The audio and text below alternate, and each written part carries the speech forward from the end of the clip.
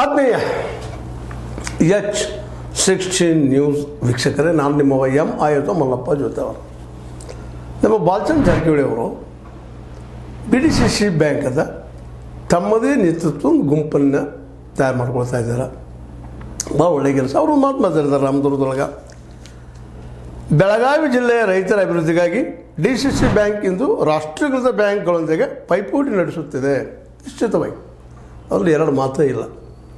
ಆ ಮಟ್ಟಿಗೆ ಬೆಳೆದು ನಿಂತದೆ. ಇವತ್ತು ಯಾರು ಬೆಳೆಸಿದ್ರು ಏನಾದರೂ ಅನ್ನೋಕ್ಕಿಂತಲೂ ಬೆಳೆದದೆ. ಇವತ್ತು ತನ್ನ ಸ್ವಂತ ಕಾಲ ಮೇಲೆ ರೈತರ ಹಿತಾಸಕ್ತಿ ಉಳಿಸಿಕೊಂಡು ಲಾಭದಲ್ಲೂ ನಡೆದ ಅಂತೇಳಿ ಈಗಾಗಲೇ ರಿಪೋರ್ಟ್ಸ್ಗಳಿದ್ದಾವೆ. ಅದನ್ನು ಮಾತು ಹೇಳ್ತಾ ಇದ್ದಾರೆ. ಭಾಳ ಒಳ್ಳೆಯ ಮಾತು. ರೈತರ ಕಲ್ಯಾಣಕ್ಕಾಗಿ ಶ್ರಮಿಸುವ ಸಹಕಾರಿಗಳ ಆಯ್ಕೆಗಾಗಿ ಪ್ರತಿ ತಾಲೂಕಿನಲ್ಲಿ ಸಂವಾದ ಸಭೆ ನಡೆಸಲಾಗುತ್ತಿದೆ. ಸಹಕಾರಿ ಪತ್ತು ಇರ್ಬೋದು, ಸಹಕಾರಿ ಜನ ಇರ್ಬೋದು, ಭಾಳ ನೈಸಾಗಿ ಮಾತಾಡಿದ್ದಾರೆ. ಅವ್ರನ್ನ ಕೂಡಿಸ್ತಾ ಇದ್ದೀವಿ, ಭೇಟಿ ಆಗ್ತಾ ಇದ್ದೀವಿ. ಎಲ್ಲರೂ ಉಳ್ಕೊಂಡು ಒಂದು ಒಳ್ಳೆಯ ಕೆಲಸ ಮಾಡೋಣ ಅನ್ನುವಂಥ ಮಾತನ್ನು ಮಾತಾಡ್ತಾ ಇದ್ದಾರೆ. ಅದರಲ್ಲೂ ವಿಶೇಷವಾಗಿ ಏನಪ್ಪ ಅಂತಂದ್ರೆ ಈ ವಿಶೇಷ ಕಾರ್ಯಕ್ರಮ ರಾಮದುರ್ಗದಲ್ಲೇ ಅದರಲ್ಲೂ ಯಾದವಾಡ ಅವ್ರ ಜೊತೆಗೆ ಇದ್ದಿದ್ದಾರೆ.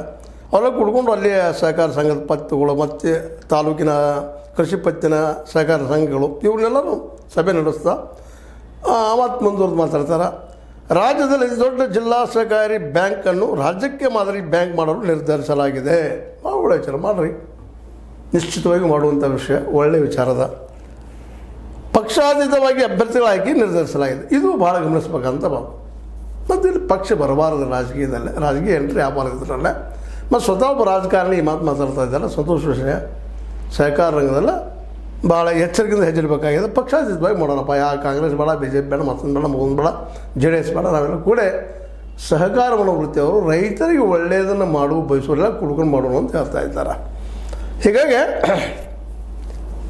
ಈ